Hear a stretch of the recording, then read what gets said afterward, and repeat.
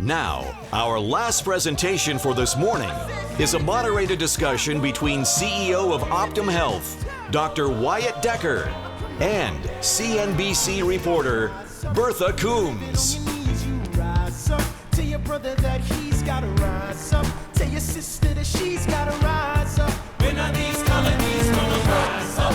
When are these colonies gonna rise up? When are these colonies... Well, Wyatt, it's lovely to speak to you in person. So many people I've met through Zoom and finally actually able to shake hands and feeling okay about it these days. I wanted to start off with a little bit of your perspective, having come from a health system, a traditional health system, in Mayo as a doctor, and now you are running a company that is essentially a portfolio that spans from everything from, I discovered that the fitness instructors at our gym at CNBC are from Optum one day. Yes. To, you're trying to expand in home care. How has that transition been coming from a health system? Are you trying to now build a health system outside of a hospital? Yeah, Bertha, it's great to be here with you and so many great colleagues, so thank you. And coming from the Mayo Clinic as an emergency physician, I saw care that was fantastic and world-class, but I every day took care of patients whose emergency could have been avoided. So as I think about what could a health system be, that's what we're hoping to build. Imagine a health system that has your back as a person, that focuses on your care and thinks about how are you going to get to your appointment? Do you have food insecurity? What are your areas of individual need that we can prevent or diagnose early and help take care of you right where you are? That's what we're building at Optum Health. Talk about your portfolio again, because Yes. it is so large and Yes. it seems to expand at such a rapid pace. That's growing quickly. I looked at the numbers, and if you look at your size by revenues, Yes. you would actually be, as a standalone company, the third largest company in the S&P 500 healthcare sector. Yeah. As So, just a standalone that's right. company. And you're still growing. That's right. So I think we've only scratched the surface, but your question of what we could be, why do I say that? Think about the $4 trillion US healthcare market. Everyone in this audience knows that about a quarter to a third of it is waste. It's either over-treatment or under-treatment. It's payers fighting with providers. It's diagnoses that were missed and are now getting... And what's so exciting about this particular conference here at Health is seeing all of the efforts to make healthcare better and move it from a sick care system to a healthcare system. At Optum Health, we're often thought of as an ambulatory care provider. So we have over 2,000 clinics in over 44 states. We have 75,000 physicians, and we like to include our advanced practitioners in our teams. And that brings us to over 100,000 providers. So you're bigger than 100,000 providers. most health systems That's in right. the country in that sense. And in terms of all the care we offer, it's much more comprehensive than the clinics themselves. And that's really where the opportunity is to begin connecting the dots for the healthcare consumer, because we now are going into people's home with home health care. We're addressing behavioral health care, both through a large behavioral payer with over 340,000 providers in that network, but also increasingly as a provider of behavioral health care. And we're providing a virtual platform. So each of those has a growth trajectory in its own right, but what most of us as people want, most of my patients through my career in the emergency department, they wished they had a system that connected things for them, that they didn't have to navigate on their own or hope that they had a friend who was a nurse or a doctor that could somehow advise them, right? So that's really where the magic is starting to happen. That's what I wonder about. Everyone has talked about it. The buzzword now is value-based care. What does that mean to you? Yeah, great question. We hear this a lot. The term's been around forever. To me, it's the key that unlocks unlimited potential in how we provide care. Why do I say that? So value-based care, to me, the number one way we should think about it is caring for the whole patient, all responsibility, and financial responsibility. So that's sometimes called full risk or capitated care. There's many other iterations of this, but why is that so powerful? Because when the provider is responsible for a patient's entire journey and entire spend, we're incented to do things that the fee-for-service system would never even think about. And that's where social determinants become such a powerful driver. As you know, it's often argued that the impact of social determinants is greater on a population's healthcare outcome than the doctors and the clinics and the hospitals. So if you think about that, how do we really address that? And we're doing it in spades. We actually have AI-enabled algorithms to identify those with food insecurity, housing insecurity, loneliness, and address those. And that generates better healthcare outcomes, which is what we're seeing. And that's what I'm wondering about, the outcomes, because it's one thing to say, okay, we are able to put all these things in, but is it really working? Yeah. Well, our data suggests that it is, and it isn't just us. I think that as you look at the outcomes of population-based healthcare that focuses on caring for the whole person across the board, we're seeing better outcomes. We see fewer hospitalizations in our Medicare Advantage population compared to fee-for-service Medicare Advantage. And where it really gets powerful is in chronic diseases. So if you're an individual with COPD over age 65, and you're in an Optum Medicare Advantage provider plan where we're caring for you, we see about 44% fewer hospital admissions for our population versus the fee-for-service Medicare database. So we're seeing real outcomes that matter. Does it work? I'd imagine it works best when you're partnering with United, but how can you make that happen with other providers? And do they trust you? You guys are so big. People talk about the you factor, right? Sure. You are now the 10,000-pound gorilla in the space. Yeah.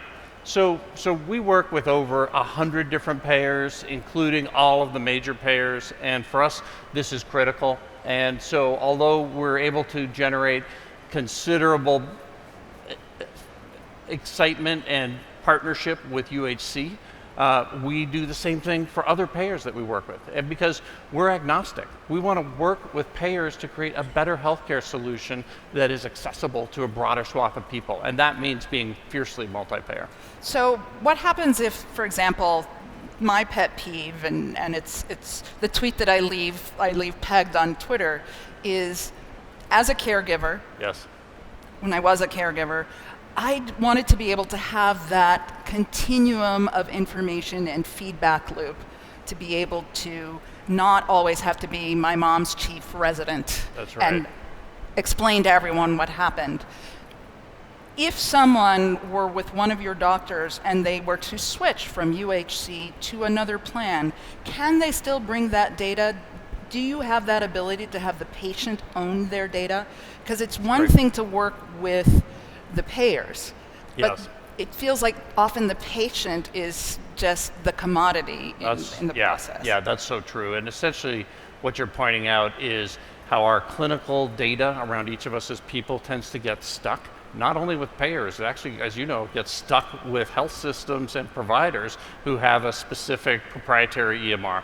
And as you're also aware, through both legislative activities and frankly the will of organizations like us, including us, we're seeing, I would say, a renaissance of clinical data interoperability, because we need it to take really good care of our patients. Family members need it to figure out what's going on.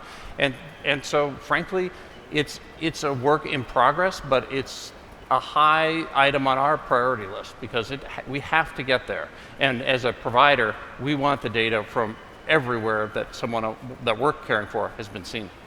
You're not just a provider, you're also one of the largest PBMs, you're one of the largest consulting and analytics firm, and yet it feels like, I'll be honest, I was shocked this year that even as the DOJ was taking you to court over the Change Healthcare, you went and acquired LHC. Yes, we grow quickly. Yeah. So we have, most years Optum Health is growing 25 to 30%, and we grow about a third through acquisitions. And we are very serious about our desire to transform healthcare. How hard is it to, when you bring those acquisitions in, to knit them together, because Yeah. you have all these point solutions. That's right. But we're all tired of point solutions. That's right.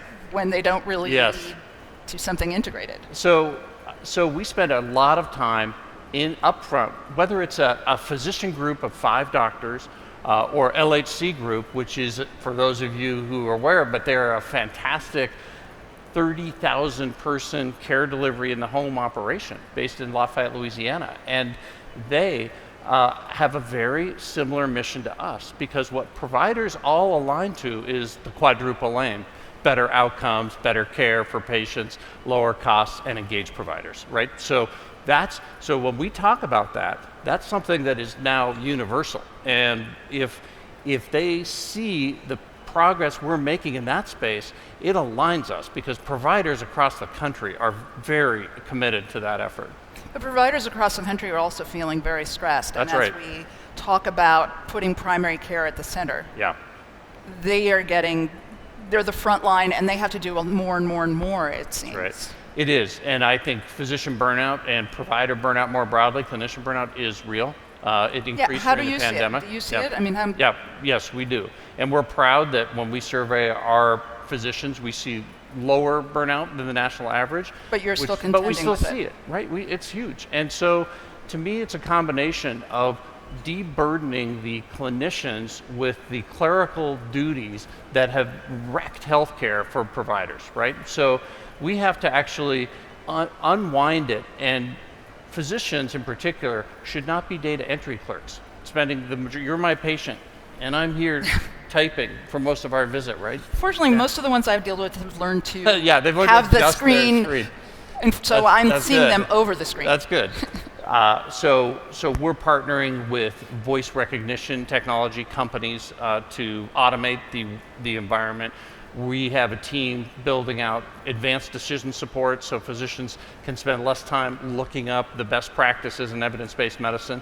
And we're just relentlessly going through the pain points of a physician or clinician's workflow and addressing those with either better technology or a broader team, because those are the 2 fundamental opportunities to make the clinicians happy again, because none of them are afraid of hard work. They just want to serve patients and do what they were trained to do. You know, you do a lot of partnerships, and those partnerships, sometimes I can't keep track of where those partnerships end up. I was talking with someone yesterday at an event, and one of your colleagues was there, and I was talking about how the one thing that worked when I was a caregiver for my mom was Prospero Health. Yes. Where they were one of the few home nurse practitioners that connected the dots when Yes. they kept the longitudinal record, and they actually reported back to my mom's PCP, who was not part of United. And then he said, "Thank you for saying that. They're part of us now." I was like, I can't keep track of all the companies. How big can you get? And especially the bigger you get, the more the government looks at you now. Mm-hmm. On the one hand, they need you, Right. but as we saw during the pandemic, to be able to pay providers quickly. That's right. But on the other hand, everyone worries about you getting so big. How hard is it now? Yeah. Because you're under that kind of scrutiny. Well, I would argue we're still actually a small sliver of that healthcare world out there, 1. 2, we don't own or operate hospitals, and that's very intentional.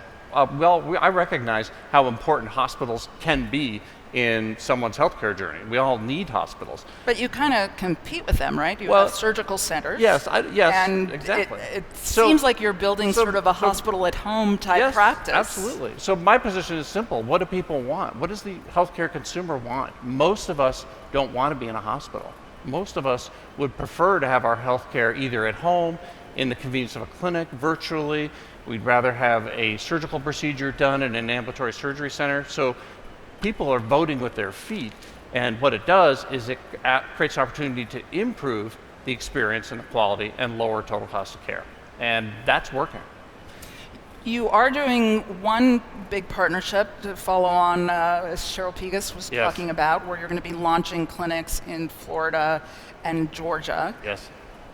What's the goal? How are you going to work that? Is that going to be clinics where you bring in your physicians from from Optum? So it's a great partnership, super excited about it, as you mentioned, starting with 15 clinics in Florida and Georgia. And we'll provide our expertise around providing the infrastructure for value-based care, advising on the training, education, and also the technical platform that is needed for value-based care. And Cheryl and her team are building out the clinics themselves, and so it's a partnership. And they'll be their physicians and their providers in those clinics. So how are you going to staff it? I mean, it seems as though right now there is a land grab for primary care. Right? There's so much competition. Yeah. Well, and I actually think this is super exciting because for so many years, primary care providers have been almost become like an afterthought in the healthcare world. And that's a travesty. They're critical. And we view them, and I personally view them, as front and center of the care that we all receive. So you're right. There's both maybe a land grab, but I would say a renaissance. It's now incredibly important to have primary care physicians in your care networks, and everyone's recognizing this. But you're right, and so we'll see we've seen labor costs go up, and we all have to navigate that by providing a great environment for our doctors to work in. And as you watch labor costs, we're all talking about the economy. You obviously, with so many providers and touch so many health systems, so many communities. What are you seeing, and what do how are you preparing in the event that we do see a recession? As some companies, they're at the brink. That's right. They can't spend. And when I was just talking with Zeke Emanuel a little earlier, and he's saying, nobody's talking about the fact that Medicare Part A can't go on this way. It's not sustainable. We're going to go broke. Right. Well, it's a great question, but as you know well, as the economy waxes and wanes, people still need healthcare. So our focus is really on providing outstanding quality care and driving out the waste, which is always a great value proposition in any market and economic climate. I'd say the other piece is, as you know, if there is a recession, we may see shifts in number of people who are on commercial can decrease, the number of people who are on Medicaid can increase. And so we serve all of those populations, and that's part of our strategy. And frankly, part of our fundamental belief is that we need to make healthcare better for everyone. If it were to coincide with the end of the PHE, how disruptive will that be? Oh, I think we'll see some changes, but I actually worry less about how disruptive it is. As you know, there are certain things that are getting examined right now by the legislative bodies, telehealth, telemedicine, and state boundaries, as well as documentation requirements. So I think there's specific topics that need to have vigorous public debate with the provider community at the table, and I see that happening. So I'm not as worried as some are about the end of the PHE.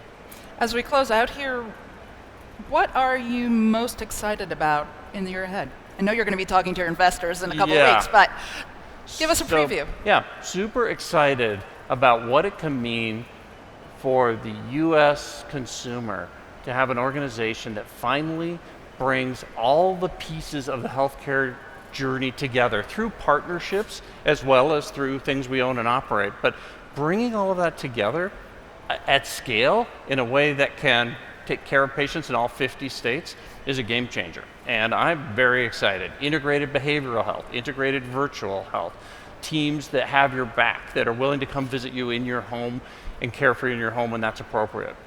We see lots of examples of excellence of this kind of care in pockets. Right. Nobody's woven it all together at scale, and that's what we're doing. Well, good luck on that journey, and thank you so much. Wyatt. Thank you, Bertha. Thank you. Thank you, Wyatt and Bertha.